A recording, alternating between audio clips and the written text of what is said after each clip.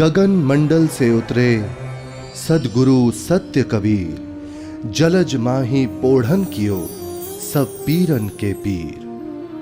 सर्व सृष्टि के रचनहार कबीर परमात्मा चारों युगों में इस धरा पर आते हैं और आम साधारण व्यक्ति की तरह लीला करते हुए मानव समाज को सद्भक्ति मार्ग देकर चले जाते हैं।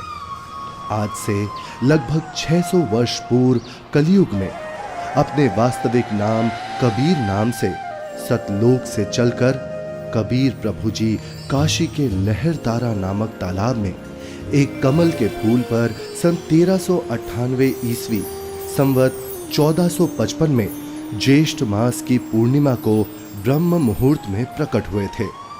उन्हें नीमा और नीरू नाम के जुलाहा दंपत्ति ने पाला था। बात 1403 ईस्वी की है, जब कबीर प्रभु जी 5 वर्ष के थे। बालक रूप परमेश्वर कबीर साहिब जी ने 5 वर्ष की आयु से ही अपने अद्वितीय आध्यात्मिक ज्ञान में उस समय के सुप्रसिद्ध विद्वानों, ब्राह्मणों, काजी और मौलवियों के छक्के छुड़ाना शुरू कर दिया था। उन्हीं में से एक लीला है परमेश्वर कबीर जी द्वारा 104 वर्षीय काशी के सुप्रसिद्ध ब्राह्मण स्वामी रामानंद जी को गुरु धारण करने और उनको अपने अनमोल सत्य ज्ञान का उपदेश प्रदान करने की। रामानंद स्वामी जी रोज ब्रह्म मुहूर्त में गंगा घाट पर नहाने जाते थे। एक दिन ऐसे ही जब वो नहाने गए, जैसे ही स्वामी रामानंद चलकर नदी के किनारे सीढ़ियों से उतरने लगे, स्वामी रामानंद जी के पैर के खड़ाऊ कबीर प्रभु के सर पर लगते हैं। बालक कबीर जोर जोर से रोने लगे। रामानंद जी के चेहरे के भाव बदलकर चिंता वाले हो गए। वो नीचे की तरफ झुके। जैसे ही रामानंद जी झुकते हैं, उनकी गले की कंठी, जो कि एक तुलसी के मनके की होती है, पौड़ी पर बैठे कबीर जी के गले में डल जाती है और स्वामी रामानंद जी रोते हुए बालक रूप में परमेश्वर के सर पर हाथ सहलाते हुए बोलते हैं, ये क्या अनर्थ कर दिया मैंने। रो मत बेटा, राम राम बोलो। राम राम। राम राम कहने से सब दुख दूर हो जाएंगे। ये बच्चा जरूर अपने माँ बाप से बिछड़कर यहाँ आ गया है। ऐसा करता हूँ, स्नान करने के पश्चात इसे आश्रम ले चलता हूँ और फिर इसके माता पिता के बारे में पता करता हूँ।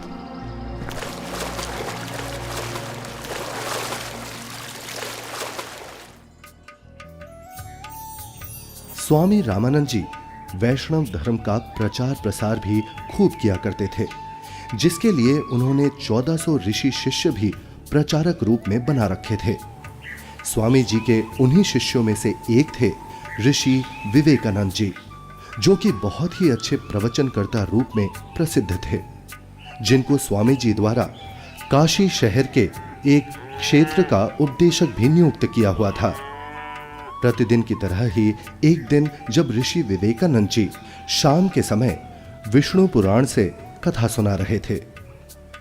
श्री हरि विष्णु जी ही सभी के रक्षक व पूर्ण परमात्मा है। उन्होंने ही राम जी और कृष्ण जी के रूप में जन्म लिया है। वास्तव में भगवान विष्णु ही अजन्मे हैं, अविनाशी हैं। श्री हरि विष्णु भगवान की जय। श्री हरि विष्णु भगवान की जय। श्री हरि विष्णु भगवान की जय। वेद पढ़े पर भेद न जाने, बाँचे पुराण 18। पत्थर की पूजा करे, भूले सृजनहारा।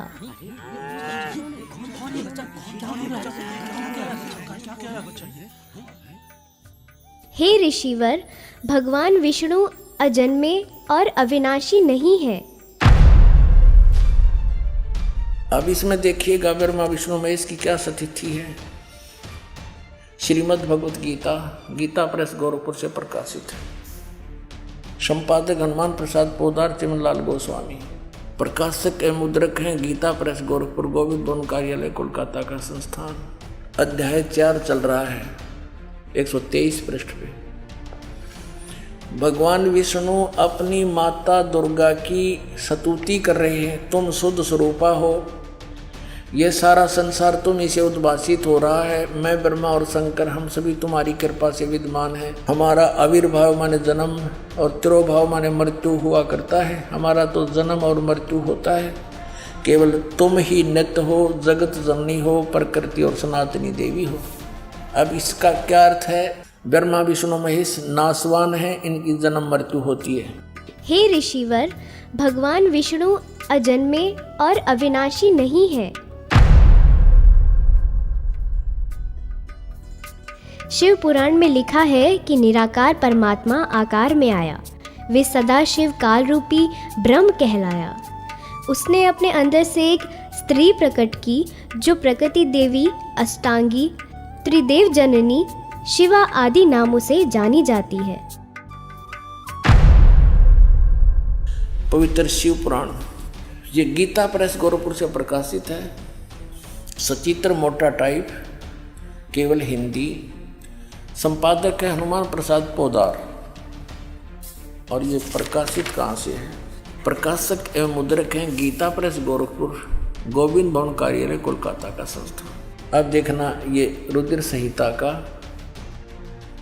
अब हम छठा अध्याय पढ़ रहे हैं 101 पृष्ठ पे। देवर से एक समय ब्रह्मा जी बता रहे अपने पुत्र नारद को, एक समय उस आनंद वन में रमण करते हुए शिवा और शिव के मन में ये इच्छा हुई, दुर्गा और काल के मन में, कि दूसरे पुरुष की सृष्टि करनी चाहिए, यानी कोई पुत्र उत्पन्न करना चाहिए, जिस पर सृष्टि संचालन का महान भार रखकर हम दोनों केवल काशी में रहकर इच्छा अनुसार वितरे और निर्वाण धारण करें। ऐसा निश्चय करके शक्ति सहित सर्वव्यापी परमेश्वर शिव ने, इस काल ने, अपने वाम भाग के 10वें अंग पर अमृत मल दिया। फिर तो वहाँ से एक पुरुष प्रकट हुआ, यानी इन्होंने पति पत्नी व्यवहार किया, काल और दुर्गा ने, और वहाँ से एक पुत्र की उत्पत्ति हुई। देखिएगा 102 पृष्ठ में, 102 पृष्ठ में। शिव ने कहा, वो बालक उत्पन्न हुआ, उसके कहा कि वत्स, काल ने कहा बेटा, व्यापक होने के कारण तुम्हारा विष्णु नाम विख्यात हुआ। फिर काल रूपी ब्रह्म ने एक काशी नामक सुंदर स्थान बनाया। वहाँ दोनों शिव तथा शिवा अर्थात काल रूपी ब्रह्म तथा दुर्गा पति पत्नी रूप में निवास करने लगे। भगवान विष्णु इनकी ही संतान है।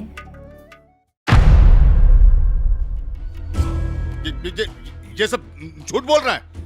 और ये सब छोड़, तू ये बता तू कौन है, किस जाति का है, गुरु कौन है तेरा? ये तो जुलाहा है, नीमा नीरू का पुत्र है। हे ब्राह्मण, मेरे गुरु भी वही है जो आपके गुरु हैं। अच्छा, तुझे पता भी है मेरे गुरुदेव कौन है? मेरे गुरुदेव स्वामी श्री श्री 1008 स्वामी रामानंद जी महाराज हैं। जी पंडित जी, मेरे गुरुजी भी स्वामी रामानंद जी ही हैं। झूठ, सरासर झूठ। देखो भाइयों, ये जुलाहा सरेआम झूठ बोल रहा है। मेरे गुरुजी तेरे जैसे अछूत के दर्शन भी नहीं करते। शिष्य बनाना तो बहुत दूर की बात है। कल सुबह तुझे गुरुजी के समक्ष पेश करूंगा। दूध का दूध, पानी का पानी हो जाएगा। गुरुदेव तुम्हें स्वयं दंड देंगे। मेरे गुरु का नाम मिट्टी में मिलाता है। तुम भी आना भाइयों, देखना अपनी आंखों से। इस कबीर जुलाहे का झूठ कल सबके सामने आ जाएगा। हाँ, हम सब आएंगे, हम सब आएंगे, हम सब आएंगे।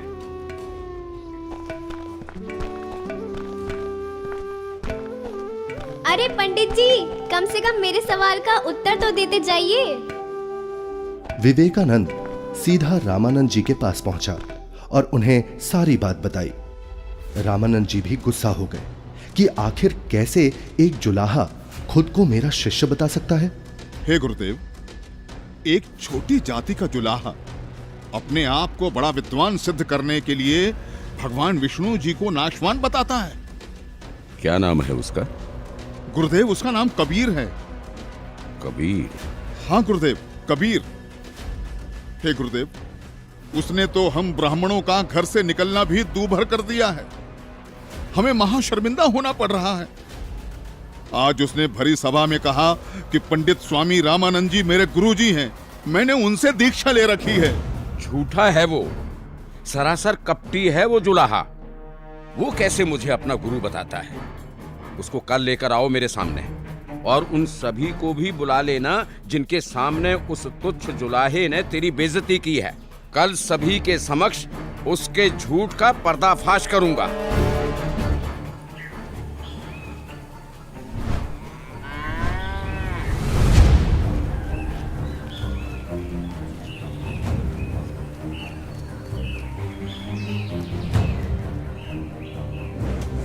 नीरू जुलाहे का घर कहाँ है?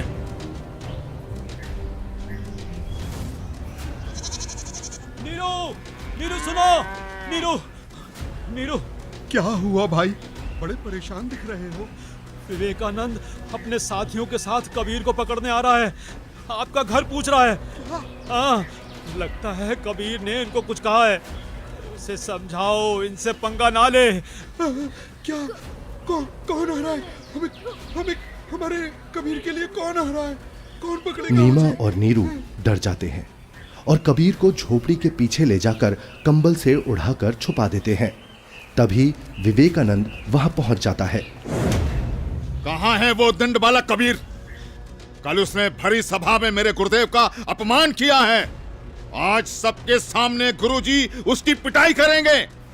हे ब्राह्मण जी, क्या बात है?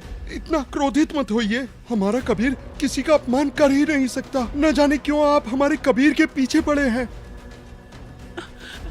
मेरा कबीर यहाँ नहीं है। अच्छा, अभी पता चल जाएगा। तोड़ डालो इसकी झोपड़ी को और ढूंढ कर निकालो उस अधर्मी कबीर को। रुक जाइए, हम हाथ जोड़ते हैं। हमारे कबीर में कुछ नहीं। घर में घुसकर विवेकानंद और उसके शिष्य तोड़ फोड़ करने लगते हैं तो कबीर प्रभु जी से नहीं रहा जाता। वो सामने आ जाते हैं। मत छोड़ो यहाँ, सब कुछ तोड़ फोड़ दो सब कुछ। हे विवेकानंद ब्राह्मण, मैं यहाँ हूँ, झोपड़ी के पीछे। झोपड़ी के पीछे? पकड़ो उसे। पकड़ो।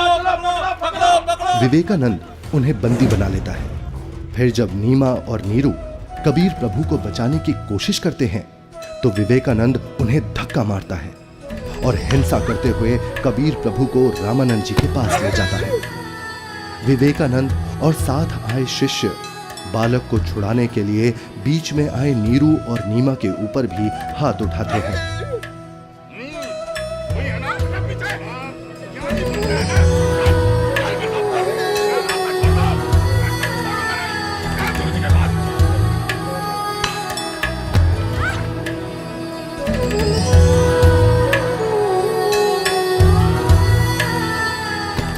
नीरू को भी कुछ गुंडे लाठी डंडों से मार मार कर मृत समान कर देते हैं।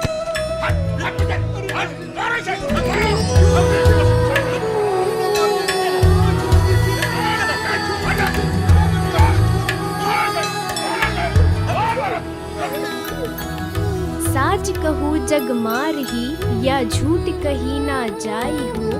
साच न पूरा पावते, ये झूठे जगपति आई हो। एक तरफ विवेकानंद कबीर प्रभु जी को पकड़कर रामानंद जी के पास ला रहा था और दूसरी तरफ रामानंद जी ने अपनी कुटिया के बाहर एक बड़ा सा पर्दा लगवा दिया जिससे रामानंद जी की नजर शूद्र पर ना पड़े।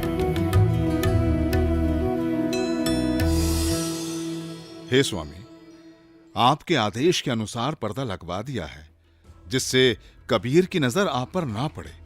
कबीर को इस पर्दे के पीछे ही खड़ा किया है। मारो इसे, इसने हमारे गुरुदेव का अपमान किया है। मारो, हमारे ईश्वर की निंदा की है इसने। मारो उसको, मारो उसे, मारो। शांत शांत शांत। आप सभी शांत रहें। गुरुजी खुद ही इस अधर्मी को सजा देंगे। कौन है तू जुलाहे?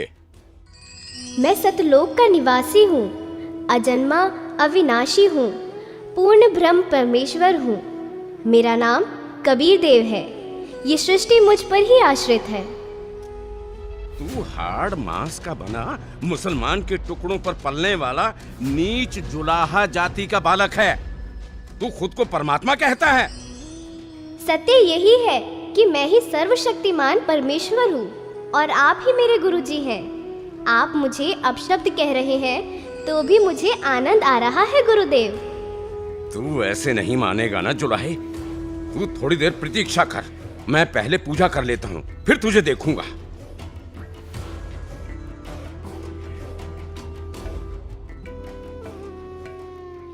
कहीं ये बालक सच में तो भगवान नहीं है, क्योंकि भगवान तो किसी भी रूप में कहीं भी आ सकते हैं। कहीं मुझसे कोई गलती ना हो जाए। अपनी पूजा साधना के बाद सोच समझ के बात करूंगा। 104 वर्ष के रामानंद, जो कि सालों से ध्यान कर रहे थे, वो ध्यान करते हुए ही ध्यान में ही भगवान की काल्पनिक छवि बनाते और उनकी पूजा करते। लेकिन उस दिन ध्यान में कुछ अलग हुआ। स्वामी जी कल्पना में खड़े होते हैं और श्रद्धा से नंगे पैरों जाकर गंगा से जल लेकर आए और ठाकुर जी के वस्त्र उतारे, फिर स्नान करवाया तथा नए वस्त्र पहना दिए, तिलक लगाया और भगवान के सर पर मुकुट रख दिया। तब पास में रखी कंठी पर ध्यान गया और कल्पना में ही बोले, हे भगवान, आज तो कंठी डालना ही भूल गया। फिर कंठी उठाकर मुकुट के ऊपर से डालने लगे, लेकिन माला मुकुट में फंस गई। अब स्वामी जी चिंतित हो गए और कल्पना में ही सोच रहे हैं, हे भगवान, आज ये आपके दास के साथ क्या बनी? यदि कंठी नहीं डाली तो पूजा अधूरी रह जाएगी। और अब यदि मुकुट उतार दिया तो पूजा खंडित हो जाएगी। आज से पहले ऐसी गलती कभी नहीं बनी थी। हे प्रभु, आज क्या गलती बन गई मुझ पापी से? आज का तो मेरा सारा दिन ही व्यर्थ गया। जब स्वामी जी मन ही मन में व्याकुल हो रहे थे और अपने आप को कोस रहे थे, तब परमेश्वर कबीर साहिब जी पर्दे के पीछे से बोले, हे स्वामी जी, चिंता मत कीजिए, इस माला की गांठ खोल दीजिए और फिर ठाकुर जी के गले में डालकर इस माला को बांध दीजिए, फिर आपको मुकुट उतारना नहीं पड़ेगा।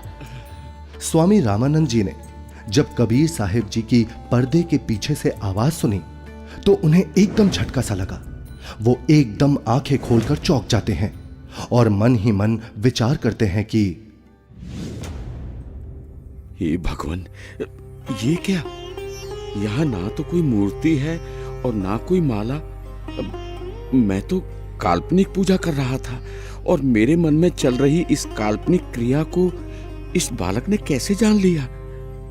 ये कोई साधारण बालक नहीं हो सकता। मेरे इस भजन क्रिया को तो केवल भगवान ही जान सकता है। ये तो साक्षात भगवान है। आपने तो मेरे मन की बात बता दी। आप तो स्वयं भगवान आए हो। आप कोई साधारण बालक नहीं हो। हाँ, आप कोई साधारण बालक नहीं हो। फिर स्वामी जी को महसूस हुआ कि बालक कबीर के शरीर में कहीं हड्डियां तो महसूस हो ही नहीं रही। तभी वो बालक कबीर को सीने से हटाकर उनके हाथ पैर यानी शरीर को दबा दबा कर देखने लगे। हे भगवान, आपका शरीर तो बहुत कोमल है, जैसे रुई हो। आपके शरीर की तुलना में मेरा तो पत्थर जैसा शरीर है।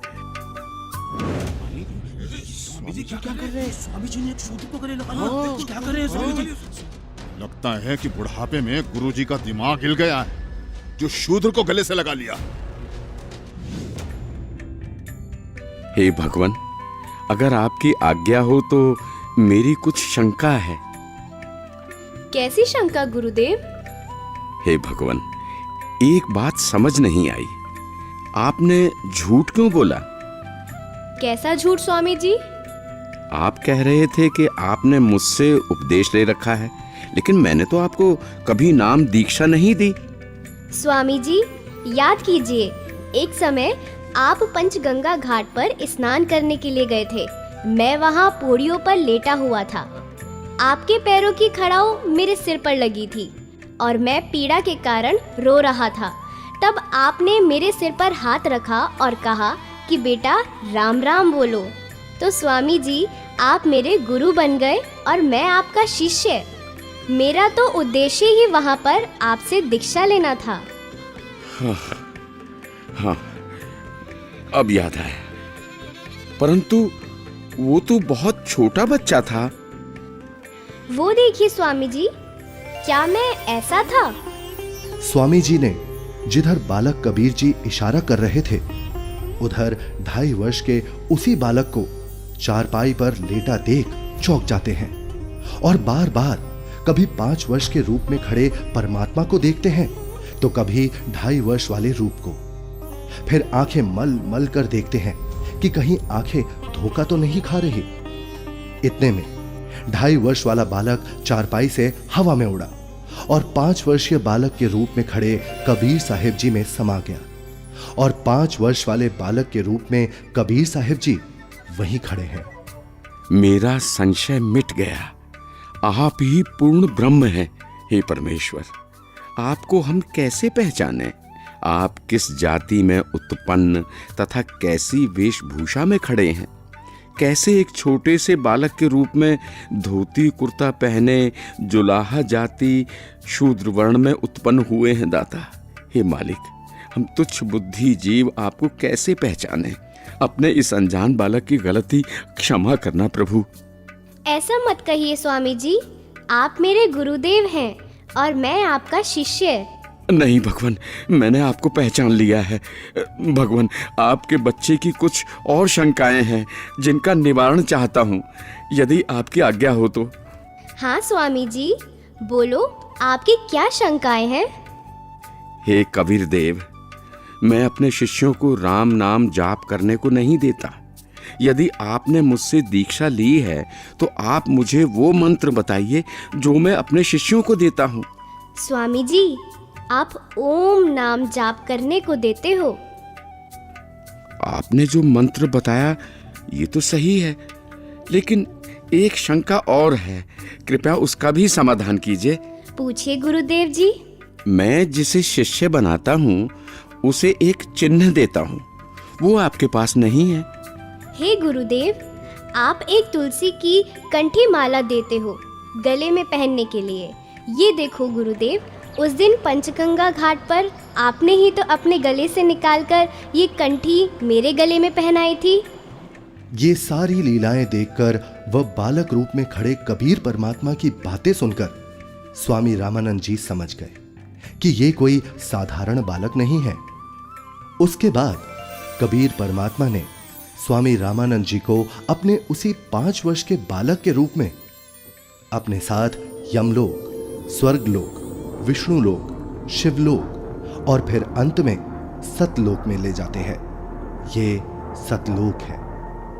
सतलोक में नूरी आत्माएं घूमती हुई, सफेद वृक्ष, सफेद फल, फूल, महल, दूधों की नदियां दिखती हैं, हीरे मोतियों के चमकीले पहाड़, सफेद वस्त्रों में मोतियों की माला पहने आत्माएं सतलोक में घूमती हुई। फिर वो दोनों एक बड़े से गुंबदनुमा महल के अंदर सतलोक में भगवान के पास पहुंच जाते हैं। सतलोक में पूर्ण परमात्मा कबीर जी एक गुंबद में एक ऊंचे सिंहासन पर विराजमान दिखते हैं।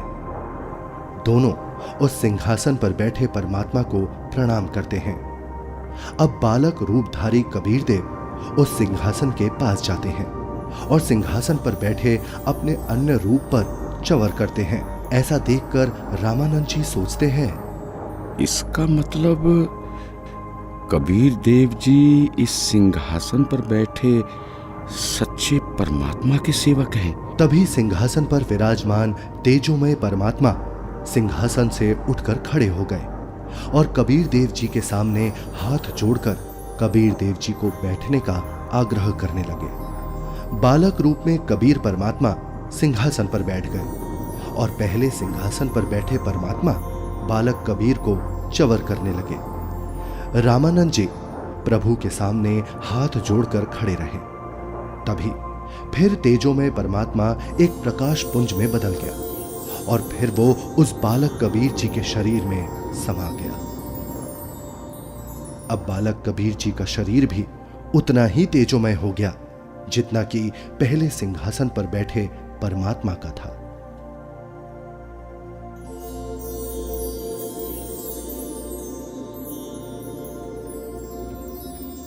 बोलत रामानंद जी सुनो कबीर करतारे, गरीबदास सब रूप में तू ही बोलनहार। दोहू ठोर है एक तू बया एक से दो, गरीबदास हम कारणे तुम आए हो मगजो। तुम साहेब तुम संत हो और तुम सतगुरु तुम हंस, गरीबदास तुम रूप बिना और न दूजा अंश। हे परमात्मा, आप जी स्वयं ही दोनों स्थानों पर लीला कर रहे हो। आप ही निज ब्रह्म पूर्ण ब्रह्म हो। तीनों लोकों में प्रवेश करके सबका धारण पोषण करते हो। मैंने आपका वो सनातन परम धाम आंखों देख लिया है। आप ही परमेश्वर हो, आप ही सतगुरु तथा आप ही तत्वदर्शी संत हो, और आप ही हंस अर्थात अच्छे बुरे को भिन्न भिन्न करने वाले सच्चे भक्त भी हो। मैं आपका भक्त, आप मेरे गुरुजी। स्वामी जी, आप मेरे गुरुजी ही बने रहो। मैं आपका शिष्य हूँ। ये गुरु परंपरा बनाए रखने के लिए अति आवश्यक है, नहीं तो भविष्य में संत भक्त कहा करेंगे कि गुरु बनाने की कोई आवश्यकता नहीं है। कबीर ने कौन सा गुरु बनाया था? इसलिए स्वामी जी, संसार की दृष्टि में आप मेरे गुरुजी की भूमिका कीजिए, तथा वास्तव में जो साधना की विधि मैं बताऊं, आप वैसे भक्ति कीजिए। ठीक है परमात्मा, जैसी आपकी आज्ञा। इस प्रकार परमेश्वर कबीर जी ने 5 वर्ष की आयु में ही 104 वर्ष के ब्राह्मण को तत्व ज्ञान से परिचित कराया, और गुरु परंपरा को बनाए रखने के लिए कबीर साहेब जी ने स्वामी रामानंद जी को अपना गुरु बनाया। यह अनमोल ज्ञान जगत गुरु तत्वदर्शी संत रामपाल जी महाराज के सत्संग प्रवचनों से संग्रह किया गया है। संपूर्ण आध्यात्मिक ज्ञान प्राप्त करने के लिए अवश्य सुनिए जगत गुरु तत्वदर्शी संत रामपाल जी महाराज जी मंगल प्रवचन।